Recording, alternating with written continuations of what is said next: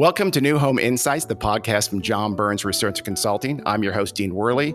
If you want to follow market trends, demographics, capital, new ideas, and endeavors that touch on housing, we're going to try to make sense of that every couple of weeks. Let's go.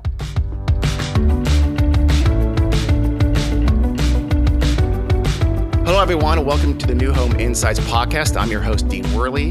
Today, we have as our extremely esteemed guest, Fred Balda. He's the president of Hillwood Communities.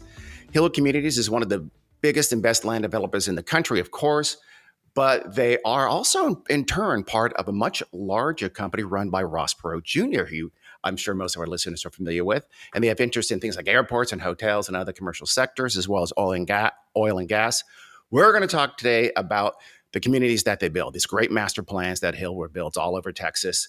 The big picture of what they do, some of those great master plans we'll dive into a little bit, some of the lessons learned from those experiences, the Hillwood philosophy about community building and placemaking, maybe a little bit of demographics and even a little bit of tech if time permits. We'll see.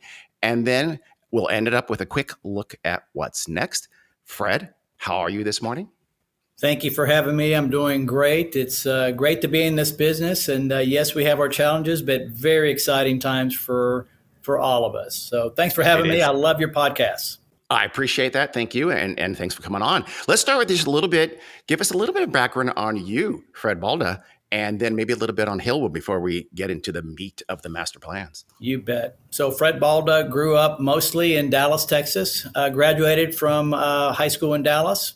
First, and then I went to college. I went to the great Texas A&M University, got my civil engineering degree. First job out of college was back in Dallas at DFW Airport, working for a heavy highway contractor. My second job is where I learned what I do today, which was with Trammell Crow, and they did master plan community development in North Texas, and that's where I learned what I do today. I started with Hillwood in 1992, so I'm going on my 32nd year of being at Hillwood, and it's been an amazing run. We've been through a few downturns, but I would tell you the last, 13, 14 years has been mostly an upside cycle for our business right now. But tremendous, great run. It's been fun to watch this company grow. Hillwood Communities is a part of Hillwood. Hillwood, the broader umbrella, is owned by Ross Perot Jr., as you mentioned earlier, privately held by Ross Perot Jr. It's one of the larger privately held development firms in the country. Our probably four main competencies would be industrial and logistics. That platform has grown immensely across the globe. They have either acquired or developed 270 million square feet of industrial space. Then we have our commercial mixed use group. Very active group. They have developed maybe 3.5 million square feet. Currently, they're building the new Goldman Sachs building here. That is being built at Victory. And when it's complete, it will house about 5,000 employees. So very active group there. We're really proud of what they're doing with some significant projects. We have a multifamily group that has built just under 4,000 units. Generally, what we build, we keep, own, and manage. Every now and then, we'll sell a project out to the market. And then, lastly, the focus is what I do, which is the master plan community business. We've been at it 36 years as well. We have either acquired or invested in or developed on our own account 93 or so communities, which results in selling about 50,000 lots over this period of time, this 36-year period of time. Interestingly, all of our focuses started out of Alliance. Alliance was, again, started 36 years ago as a result for needing the world's first industrial airport. And so when we started our company, Hillwood, back then, that was the reason for starting it. And out of that came all these different businesses now. So we've grown immensely over this period of time. We've been in 10 countries, 32 states, over 70 markets. Wow. So the footprint really has grown fairly large over the last, probably over the last couple decades, really, to see that immense growth that's happened in our company. So very active across the globe. Very exciting times for us. So we'll get into all your development and master plans in just a second. But first, I didn't realize this, but you guys also act as some joint ventures and as a capital partner on deals that you're not developing yourself, right? Yes. Yeah, we love what we do. And most of what we do on our own is in the great state of Texas. But we love other markets. So we are involved or have been involved in probably the top 15 markets over time. And so it's important for us to find, the right type of developer that we can connect with thoughtfully, that has our same sort of approach on doing business.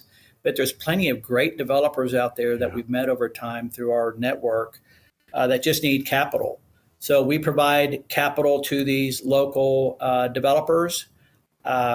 Generally, we're anywhere from 70 to 90% of the capital. And currently, we are in the Northeast states, North Carolina, South Carolina. We're in the D.C. area, and we also are in Florida. We also have partners in Texas. So we don't mind having a partner in the state of Texas. We just can't do it all. So we find a great way to leverage our capital and, quite frankly, our knowledge with other great developers. So it's a really wonderful relationship. It's not just a capital relationship. So we learn a lot from them. And I hope they learn a little bit from us. So it's a great long-term relationship. I'm going to ask you a quick question on multifamily because I want to do a full podcast on this soon, but it's been of interest to me are you doing multifamily capital outlays as well as for sale?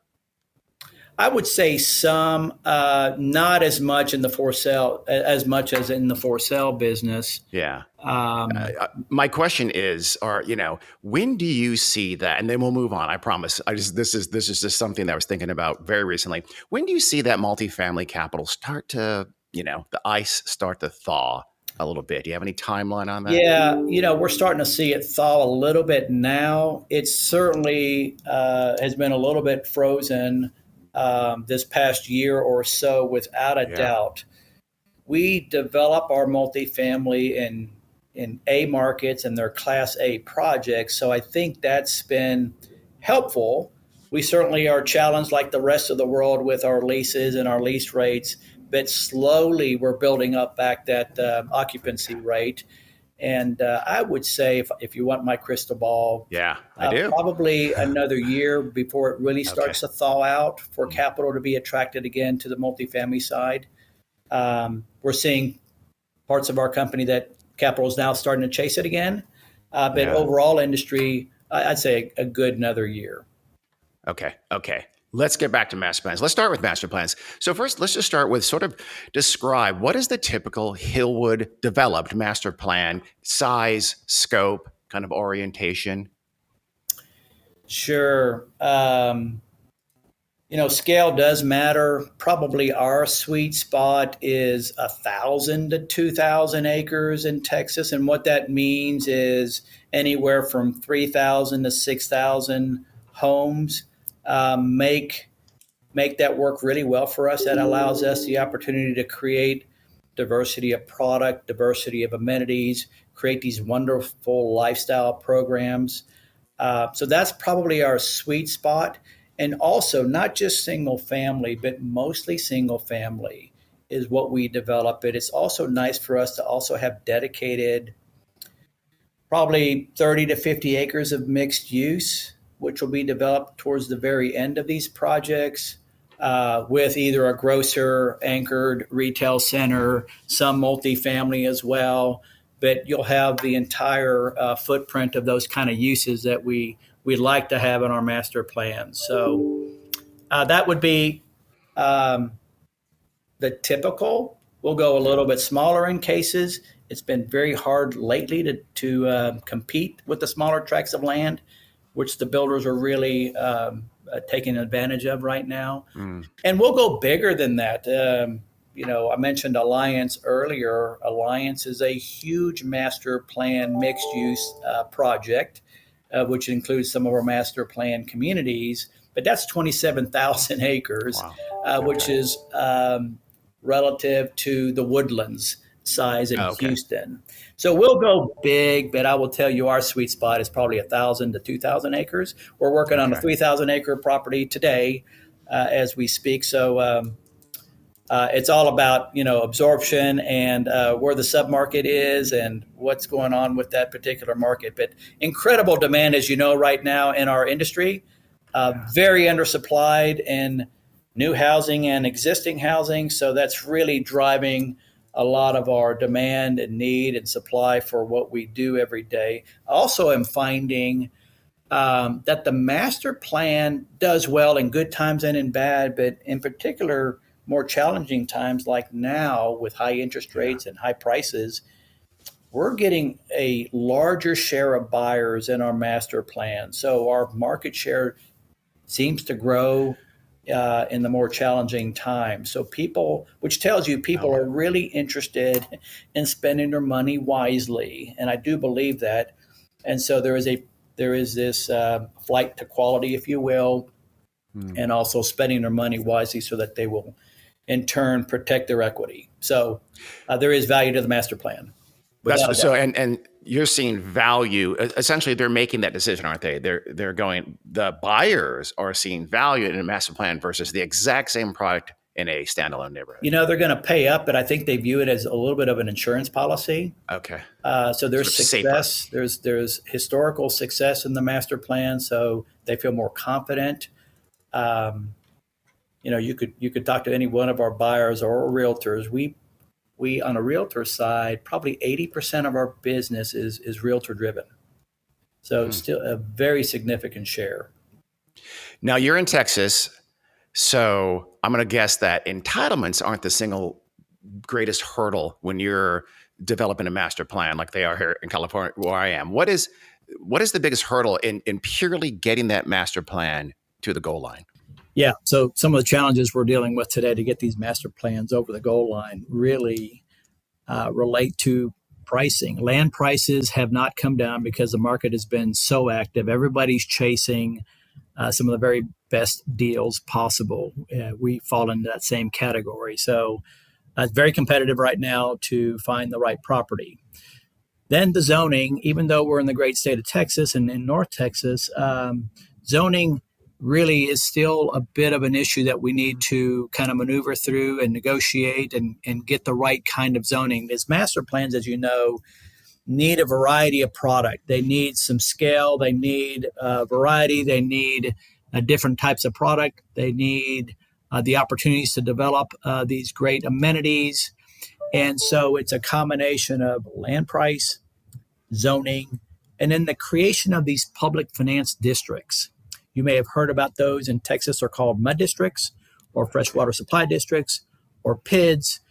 For what we do, it's very necessary that we have the city or the jurisdiction consent to allow us to create those types of districts to be able to do this thoughtfully, to do a quality community that is semi affordable.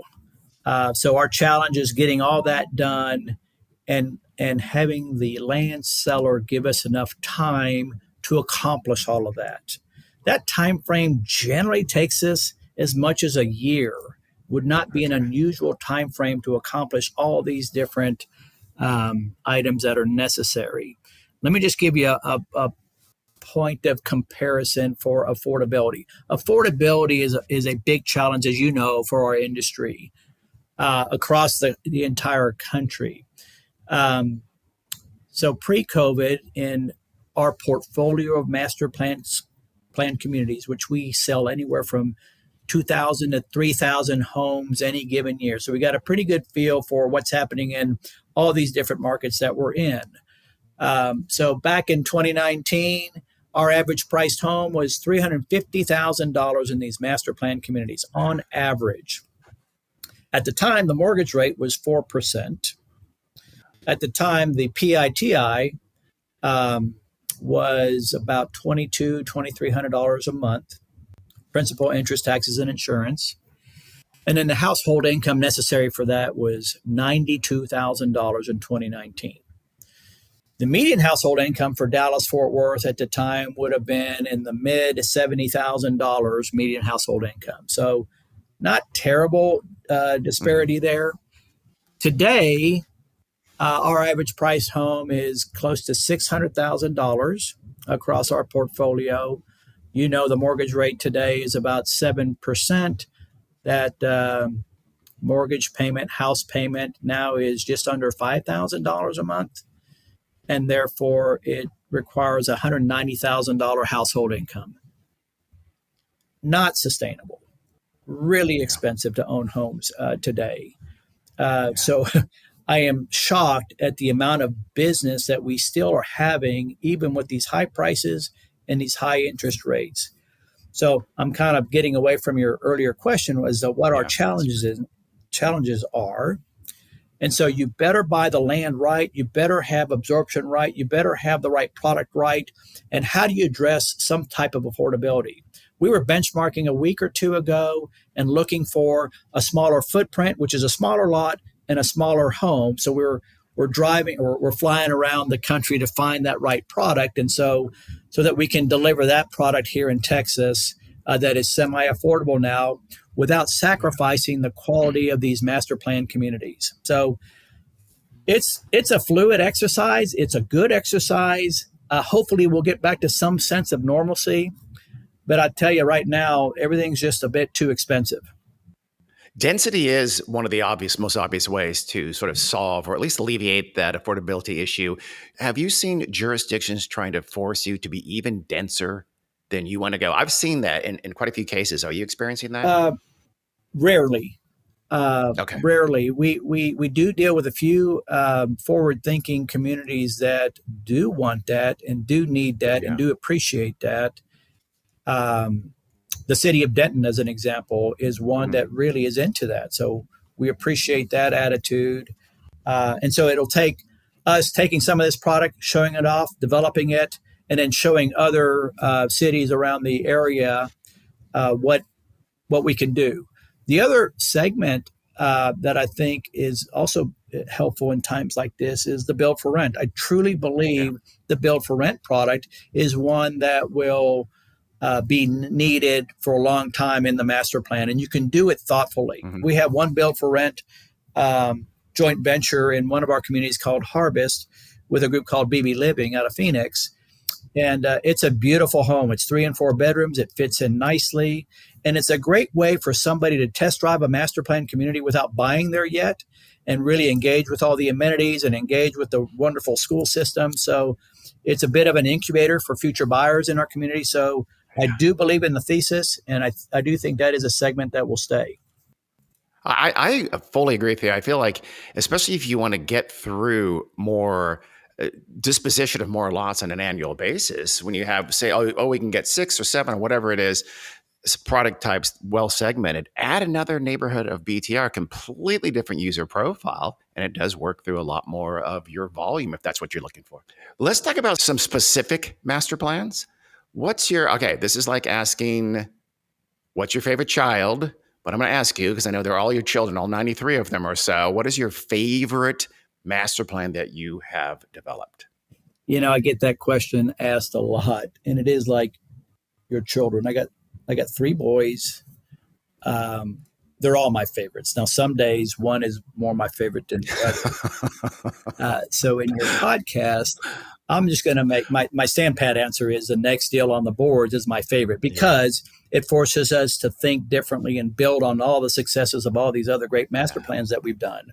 That's in our DNA and will continue to be in our DNA. So I'm always excited about the next new deal because it needs to be a little bit different. You know, it needs to be a little bit better. So we put that pressure on ourselves. And I think our brand really is one that people want to see that. So hopefully our brand resonates with new ideas. But I do want to make a quick comparison. I'm going to take 2 projects, and I'll be brief, that are wonderful projects that are active today. Today we have 12 active projects, and 2 of these would be the ones I'm going to talk about. So Harvest in North Yeah. Lake and Argyle is a wonderful project that just celebrated its 10th year anniversary. And Pecan Square, which is probably 5 years its junior, is also doing quite well. and they're in the exact same market. Harvest will be about 4,200 homes, and Pecan Square will be about 3,000 homes when it builds out. And so today they both sell about 400 to 500 homes a year. In fact, these two, along with two others here in North Texas, were listed on the top 50 selling communities this past year in the nation. So we're really proud of that, proud of our master plans. And a lot of it is this market is just really, really, really hot.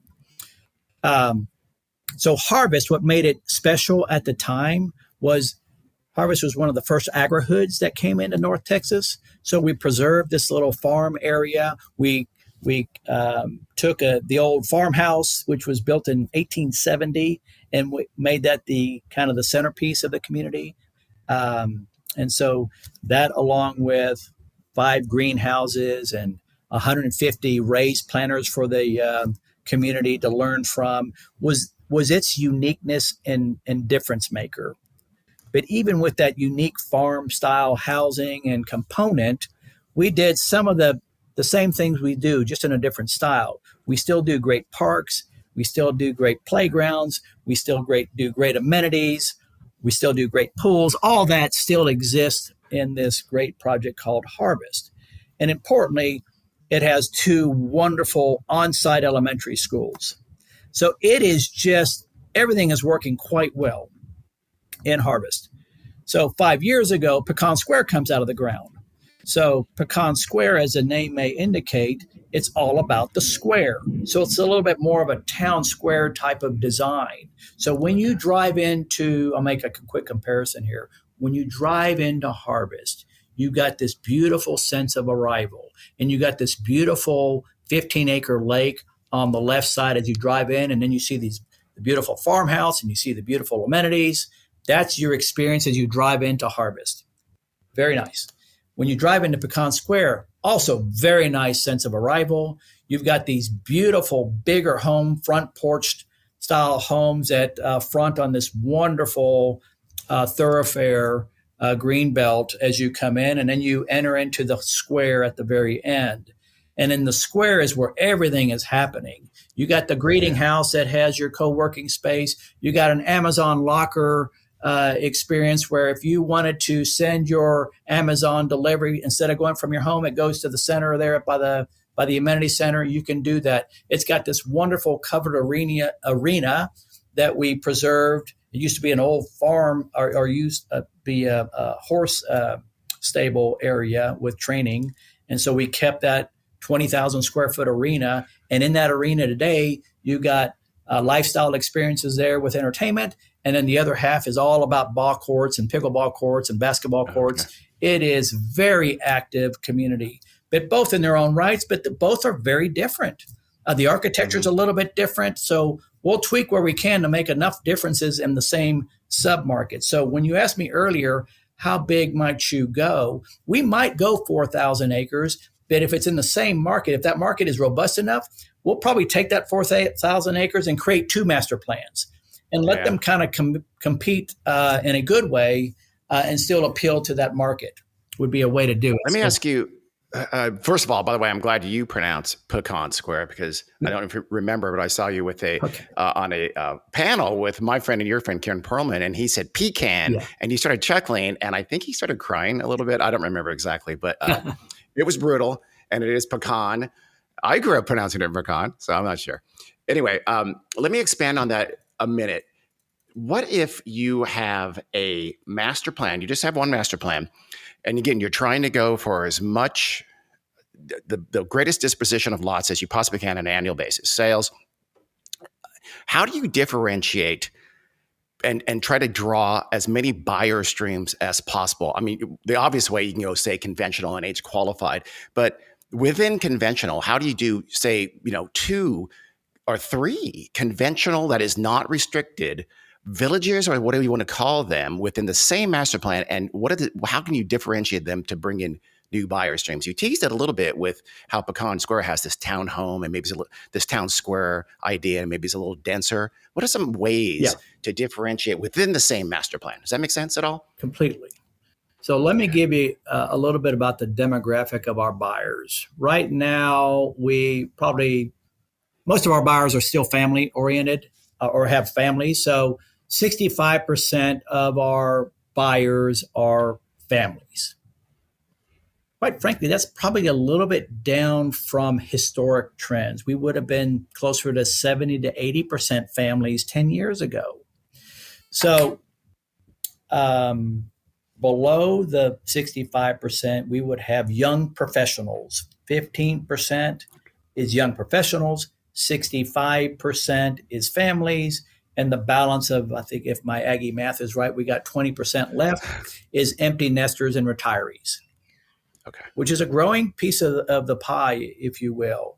And not all of our communities is it age restricted, it would be age targeted. So to answer your question on how do you start to create these different buyer pools, if you will, that are attracted to your community, it's important on us and most developers to create all these different product lines. So the townhome you mentioned in Pecan Square is a wonderful looking product. Probably appeals more to the lock and leave type of buyer that might be the young professional and it might be the empty nester. So that kind of fits a dual purpose there. But I would say really product differentiation drives a lot of our different types of buyers.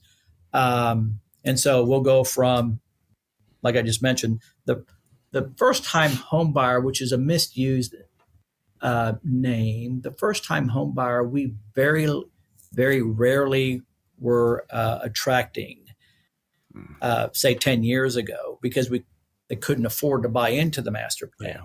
We are seeing a lot more first time home buyers, but it's not because the price point is there.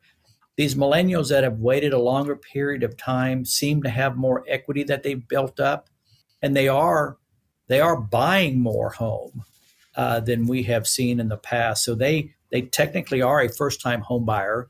They just have more money with them to really afford that first home in a master plan community. I talked a little bit about build for rent would be another way to really segment and kind of plow through the land a little bit.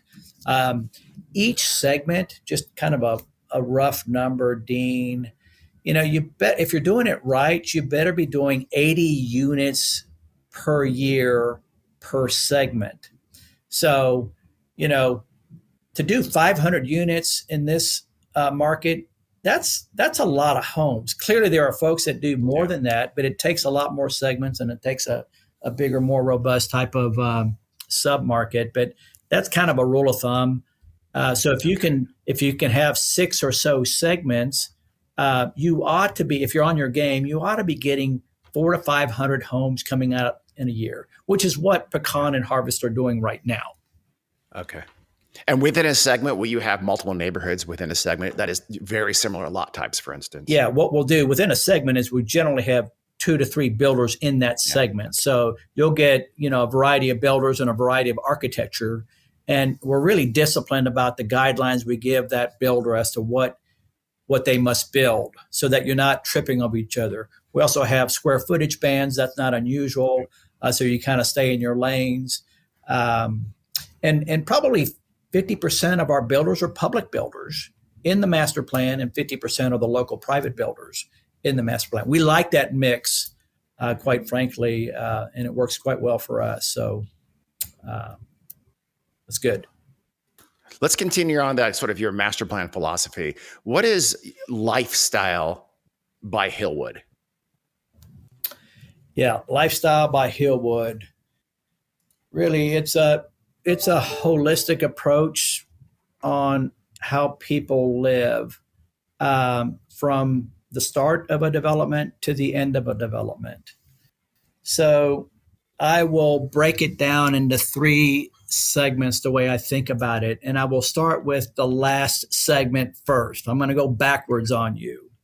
If we do everything right, you end up with a very vibrant, connected, neighborly, active community. And when you do that, you got friendlier people, happier people, healthier people. And a safer community. I truly believe that because everybody knows each other generally and everybody looks out for each other. So that's the end result of Lifestyle by Hillwood. So when we're gone, that community is rocking and rolling and living happily thereafter, like a good neighbor. You like that? Yeah. You can't use that slogan, though. The piece before that, and I would call it the glue that really takes what we do on the front end, which I'll talk about in just a minute, and energizes this community, is the lifestyle programming that we have in our communities with these wonderful lifestyle managers. And their role in life for this community, their very special role, is to activate with a variety of programming, a variety of clubs, really listening to that community as to what they want to do. We got veterans clubs, we got teen clubs, we got wine clubs, we got sports clubs, we got you name it clubs. And it's something for, if you want to be active, you got an opportunity to be active. And so that's what this group does every single day. They may have 300 programs a year, any given time. So it is special. It's real. I want to say in several of our communities, especially during COVID and coming right out of COVID, we have sold several homes just because the social media is so active with these programs. We have sold several homes sight unseen out of just the social media. So they're powerful. And it does sell homes, but we do think it's the right thing to do, and it's paying dividends. So, are you pushing the programming, controlling the programming? Is it more sort of organically formed by your residents? It is very much organic. Certainly at the front end, the lifestyle managers might try an event or two to kind of see where the neighborhood's going to end up, but now they're pretty much rolling. There's even a grievance type of program. There's a lot of hardships that happen every now and then in life, and there's a group specific for those hardships. So it's really pretty special. It gives you a lot of faith and confidence in this world that we live in, because all you hear is about the bad news. There's a lot of good news that we're seeing firsthand. So that's the glue. A very important part is the glue. And then the starting point is really what we do on the front end. And so what kind of amenities do we bring in? What kind of products do we bring in? What builders do we bring in? What do people want? So I think we're a little bit unique in that we try to have a good pulse on the market. And so we benchmark a lot, Dean, across the country. Even in our own state, there's wonderful communities, there's wonderful products, there's trends just to be aware of, whether it's amenities, whether it's product, whether it's lifestyle, doesn't matter. We're trying to just understand it as best as we possibly can, so our next deal we can do better at. And when we do that, we start any new big project that we start with. Mm-hmm. It starts with what we call an innovation workshop. It's like a charrette. It's a 3-day focus. And we pull in people from across the countries that might specialize in a variety of different disciplines. It could be the architect, the landscape architect, a land planner. It could be a historian. It could be an arts person. It could be a trail builder. We went to, of all places, Arkansas, and we were interested in all these neat trails that have been built throughout Bentonville, Arkansas. And so we figured out who designed all these trails, because we want to do the same thing in our next community called Landmark here. So my point is, we benchmark, we figure out who's the best at what, we bring them in for this big workshop, and then we pull in our local stakeholders. It might be city officials, school officials, realtors, of course, our builders, our engineers, and so forth. And we're in this room, and no idea is a bad idea. And at the end of the day, we end up with generally this concept that we're going to try to deliver on. What's great about that process is it brings a lot of buy-in with the team, and it brings a lot of buy-in with our stakeholders. And if we're in the middle of a zoning case with a city, they get to see it on the front end as to that's what they're talking about. and maybe we should allow them to do a little bit more of this and give them a variance or two. So it's a wonderful, great process to get everybody's ideas out on the table, and then it's on us to start executing. So that's what we do on the front end.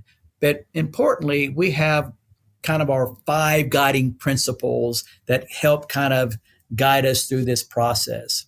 So it's sense of community, it's well-being, it's enrichment, stewardship, and lastly but not leastly, innovation.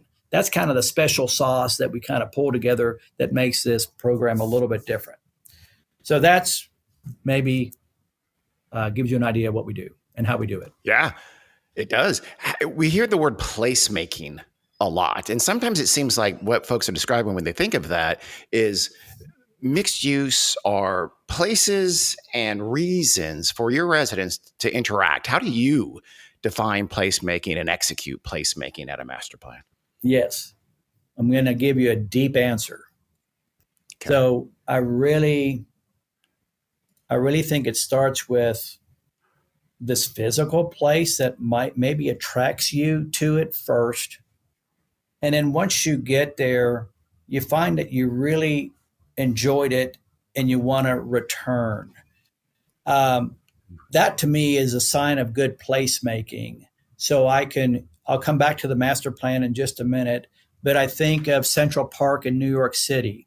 I think you're attracted to it, you want to experience it, and then you want to create a memory and you want to come back. I love Central Park. I think that's wonderful placemaking. I think the Vatican is another example of great placemaking for the same reasons. I'm an Aggie, as I mentioned earlier, and I go to a lot of football games down there at A&M, and I'm excited about the new season, by the way. But they just recently rebuilt this tailgate area called Aggie Park right next to this wonderful stadium. And it is magnificent. It is wonderful. They've done a great job with their landscaping. They've done a great job with gathering places. And people get there and they thrive, and it's a great event. And you got this backdrop of this beautiful stadium. So that's great placemaking and great memories that will be had. So for the developer, the master plan community developer, it's on us to create this wonderful sense of arrival. Because assume you only got them for one chance. So you got a wonderful sense of arrival, and you better take them somewhere special that is memorable. It's not just a model home park that we for sure will do a great job on, but it might be the amenity, it might be a park, it might be something that we preserve, it might be that farmhouse like at Harvest, something memorable that says, you know what, I think I might like this place, and I might want to come back, and I might want to live here. Because once you decide to buy, then that placemaking continues just to thrive because of all these different activities, and neighbors become friends, and friends become family. It's just a wonderful organic approach. But that to me is placemaking, and it takes time and thoughtful time to do it right. I was going to say, it's sort of you provide the spark and the place for the placemaking, but at that point, as with your programming, it's kind of up to the residents to make it real. I can lead the horse to water, and I hope they drink it. I think they usually do. We talked earlier about scale of your master plans, and you talked about how 1,000 to 3,000 acres and several thousand homes. Is there a too big where you wouldn't go that far in a single master plan, and reverse? Is there too small that you sort of wouldn't bother with? Yeah. We've gone as small as 17, 18 lots here in Dallas. We've gone as small as, well, this one's different. That one in Dallas might have been 20 acres. And we did a project in Jackson Hole, Wyoming, which was maybe 20 some odd lots, but those were 35 acre lots. So that was a big tract of land. That might have been 1,500 acres after it was all said and done. But it's hard for us to compete on the smaller deals. We'll do a smaller deal. And how small will we do? Probably 600 units, a couple phases where we can kind of do something generally pretty nice. But to do the true master plan, we need scale. And I mentioned our kind of sweet spot. If it's too big, unless you structure it properly, Dean, it may not make sense. But if the owner of the land will allow us to either buy it in tranches or even let them participate in the upside, oftentimes we can structure a deal that's attractive to that landowner, and especially around here in Texas, a lot of folks know our brand and know who we are and know about Ross Perot Jr. and what that means. They trust us, and therefore we have several partnerships with the landowner that have been really relevant and really have helped us grow our business in a really meaningful way. So, but if it's too big and they require it to be purchased upfront, it's hard to do that and make sense for the seller to do that as well. So 4,000 acres or so might be the tipping point, I would think. Okay. So even in Texas, though, are you finding those really big pieces a little harder to find as the years go on, and just the state becomes, and everywhere in the country it becomes more mature and more built out? Well, no, they're out there. They are definitely out there. Every market we're in right now, Austin, Houston, we want to get back into San Antonio and Dallas. You find these 1, 2, 3,000 acre parcels. Not everybody can make sense of it, and that's really where I think we have our benefit to do well there. How about other principles that go into your development, like sustainability? Is that something that you are thinking about and promoting when you developing a master plan? I would say yes, to an extent. One of our principles is stewardship. And so stewardship means a lot of things, but with respect to sustainability, it means how do you take care of the land on the front end? So here in North Texas, we go through major droughts or flooding or ice storms or even blackouts. So there's a variety of weather patterns that affect us humans. And so how do you develop appropriately to make sure that you can mitigate some of those items that also affect sustainability?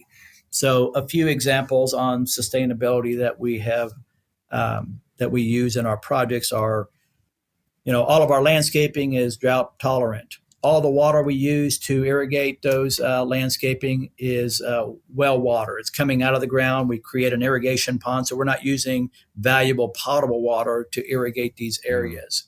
Our builders, we give them a guideline that they must meet a minimum test for an energy standard.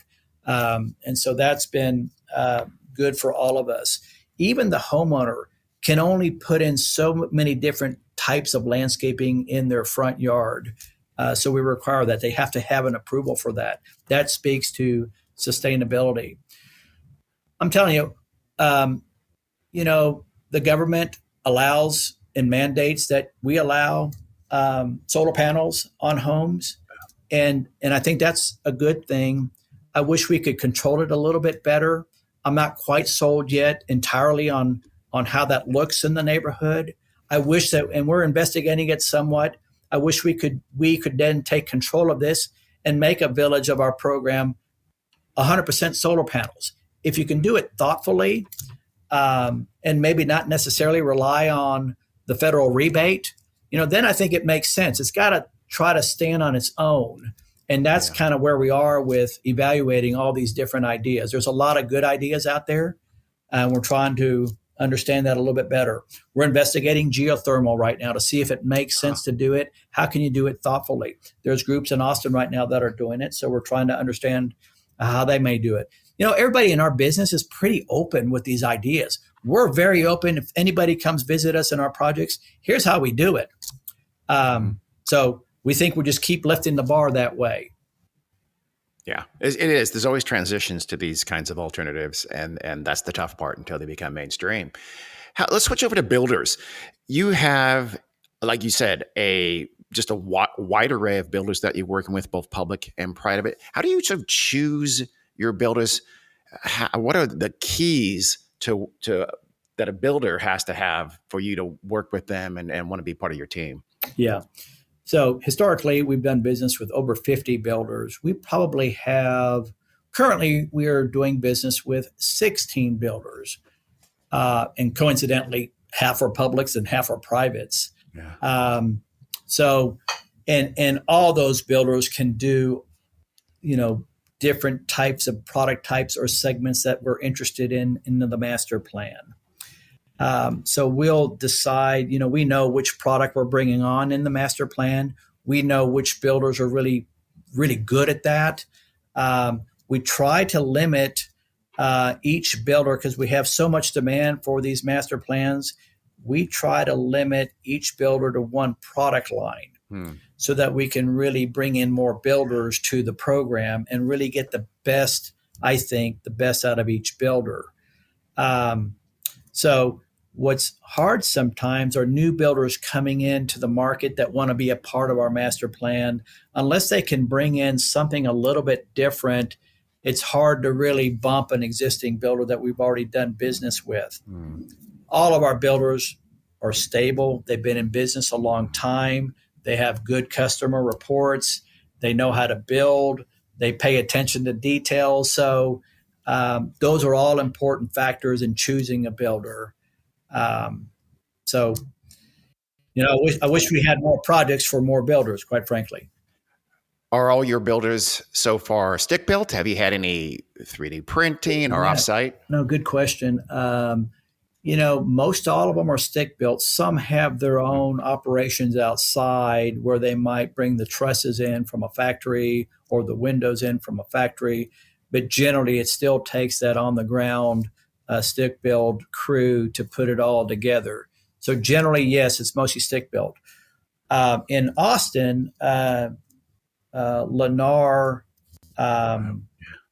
did a program with 3D printed homes with a group called Icon. And so those homes aren't quite complete yet. And so it was a great test case. And I think they turned out wonderful and beautiful. I don't know that those homes really are priced any less than the stick-built home. I think in time, you got to have scale to really produce what it's intending to produce. Back in the COVID days, it was hard to get anybody to show up. It was hard to get the supply chain under wrap. So the thesis for the 3D printed home made a lot of sense.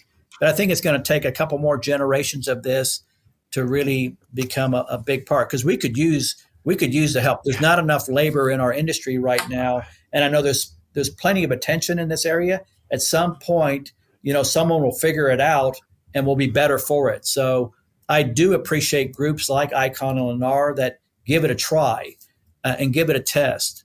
It takes courage to do that.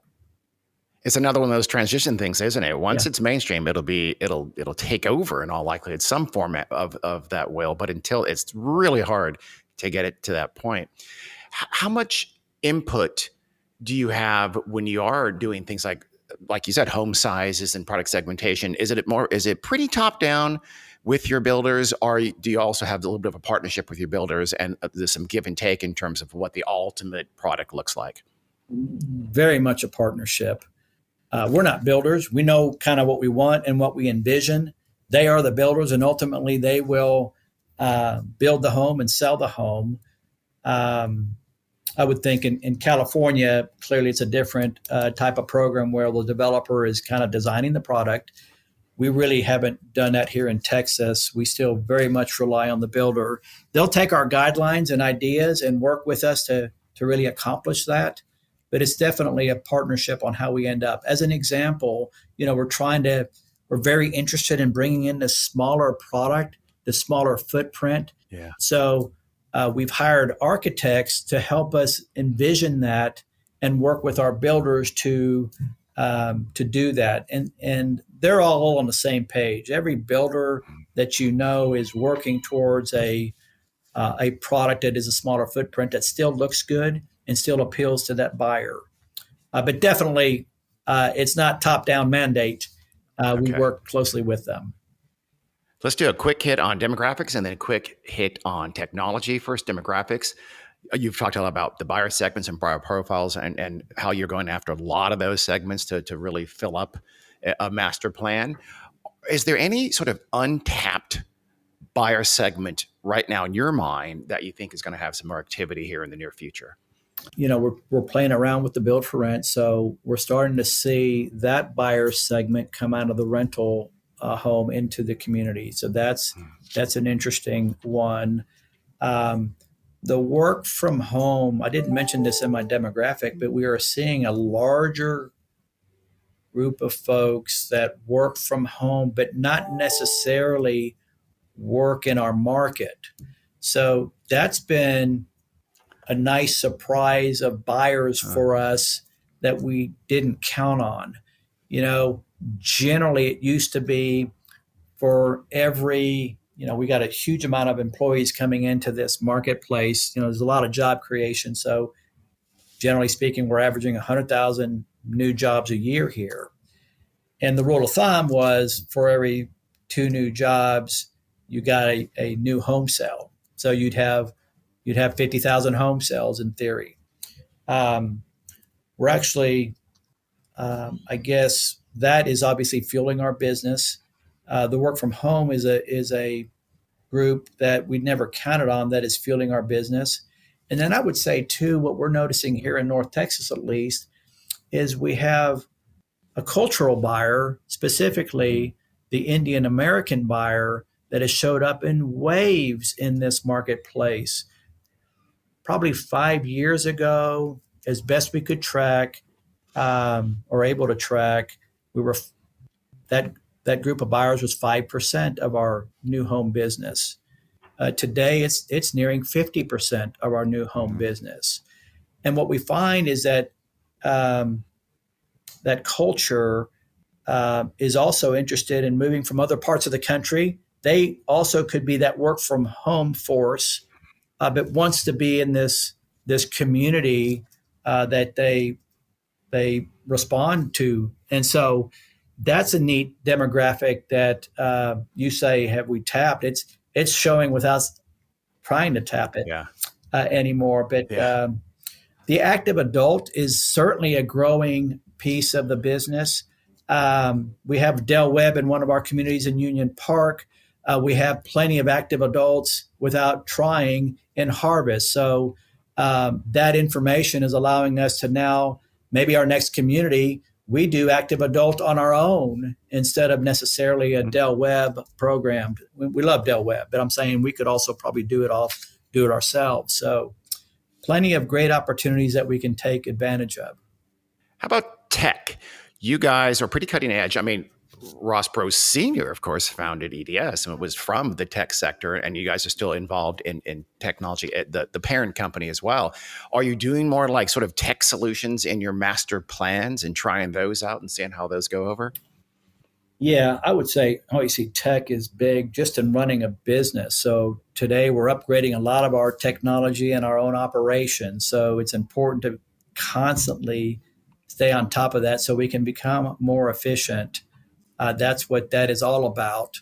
From the operation of the master plan, we test out new things all the time that don't seem new anymore. But everybody expects high-speed, reliable internet. Yeah. Everybody expects that today, whether you're a resident of ours or whether you're a future retailer that buys in our mixed use. They all demand it, and we're able to provide that. But some unique things that maybe we have done, I'll pick on a few in Pecan Square.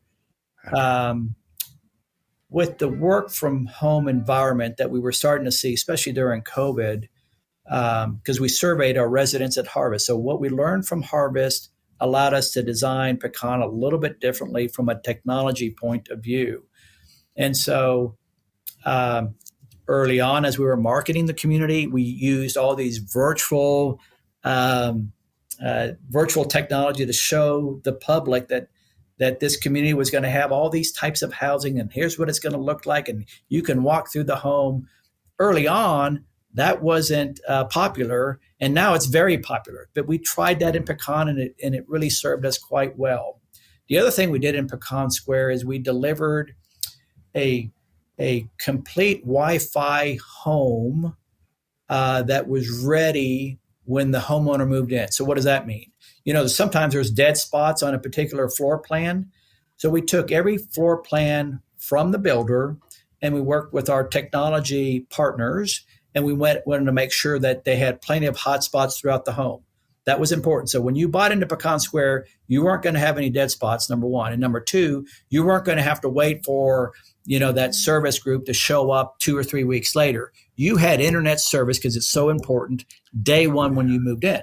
So that was a different type of approach that we had in that particular program. The other unique program that we did was that Amazon Echo system. Everybody that moved to Pecan got that Echo system, and it had these. I forget the term. They had this Alexa skill associated with it that we designed. So you could say, "Hey Alexa, what's going on at the community center today? Give me a calendar of events," and it would tell you that. So that was kind of neat at the time. It's not, it's kind of old now.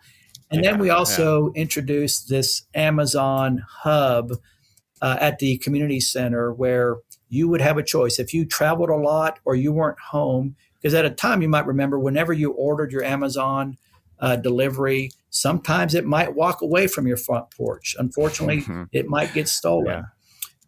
So we said, all right, well, let's go ahead and create another opportunity for that homeowner. So instead of it dropping off at your front porch, you could drop it off in a locker and come get it whenever you're ready.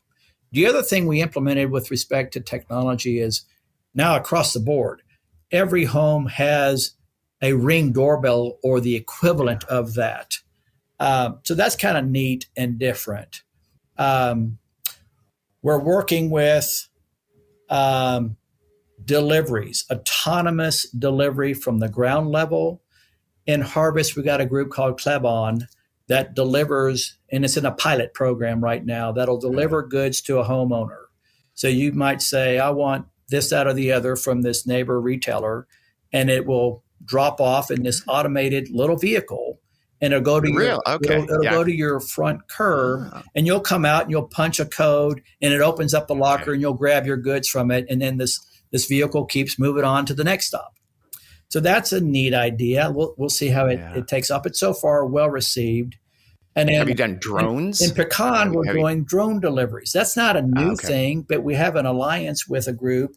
It's a group called Mana, and they're out of Ireland, and they've done a lot of this in Ireland for many years. So we thought we'd utilize them here in Pecan, and now they're doing deliveries. They've probably been doing deliveries here for 6 to 8 weeks, and it's the coolest thing, and it's quieter than you think, and it's just convenience, and it's neat. And so far, this community is like, dang, I like it. So we're still in the pilot program, literally. And so, technology is always going to be around. What's that next idea? We got another group we're dealing with that we're using in one of our new projects, and it's called Scrap It. And what they do is the trash pickup for the builders. As you know, some of these home building sites can be a war zone. And so how can we control trash better? So this is like a technology-based company that picks up trash. They're like the Uber of the trash pickup. You got your little app if you're a home builder, and you say, I want this picked up at address whatever, and they'll get that picked up through the app. So that's another group.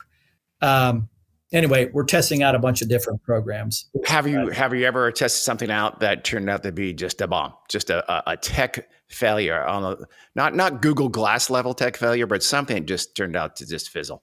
I don't know that we had a choice in picking it out, but sometimes these internet providers just can't get it right. They don't service it well. We don't have control of that necessarily. So I don't know if it's anything that we had control over. I can't think of one. I'm sure there is one that just failed miserably. And that's okay. It's interesting. Our leader, Ross Burrow Jr., says, you know what? Try anything out. Let's bet the cow, not the farm.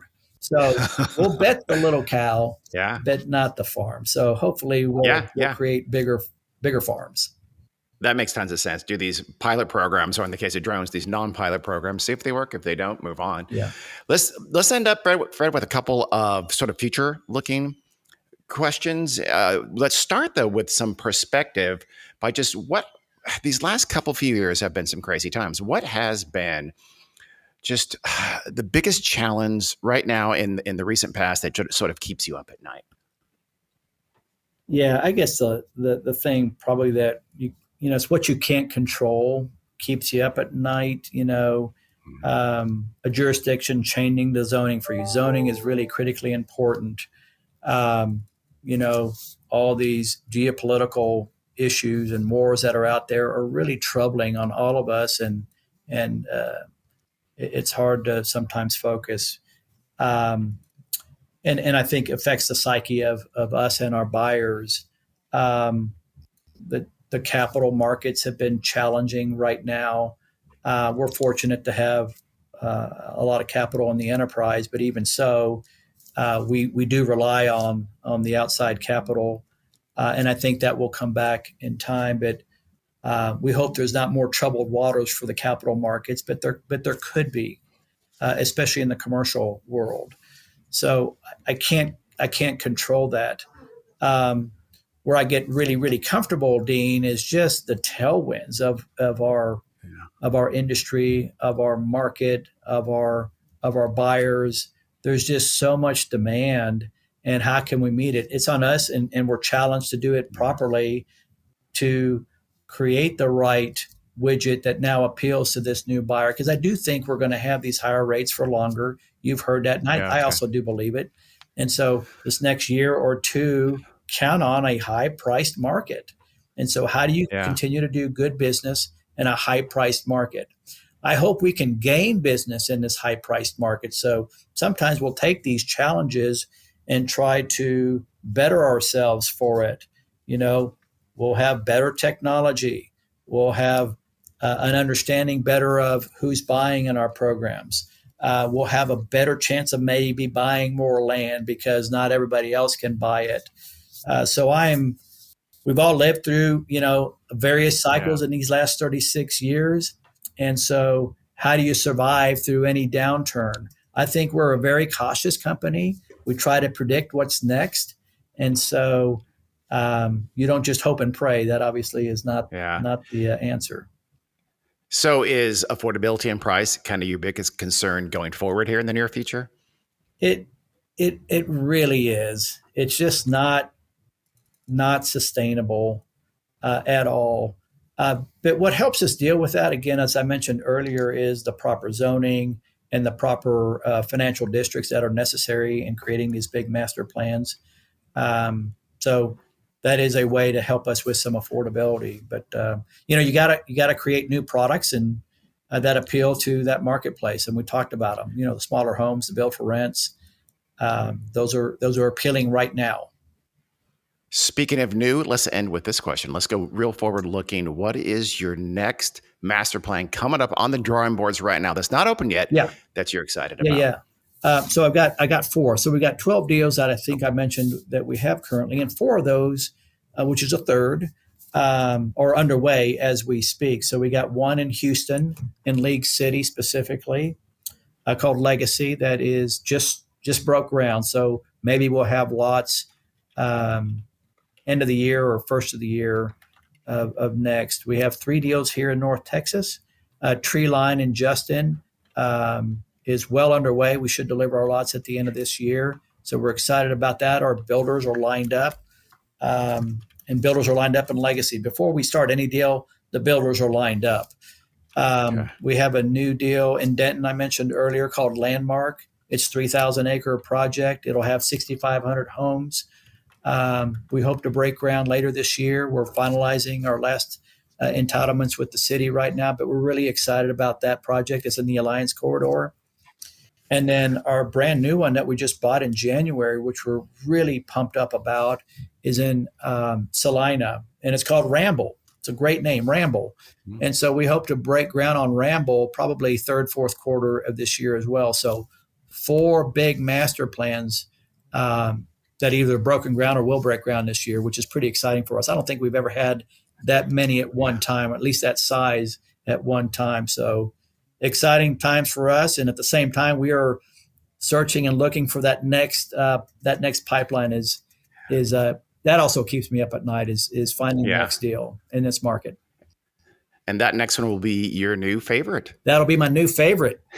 Yes, sir. Awesome. And we look forward to some new ones on the top 50 master plan list that we do every year. Hope to be there. We'll keep tracking those names. Ramble, I love that name. Yeah. Fred, thank you so much for coming on. This has been huge, insightful. You're very giving of your time too. My pleasure. Thanks for having me. And Have a great day and great rest of the week and gig 'em. Right on. This has been the New Home Insights podcast with me, Dean Worley. Thanks for joining us here for this one, and we look forward to you joining us again for the next one.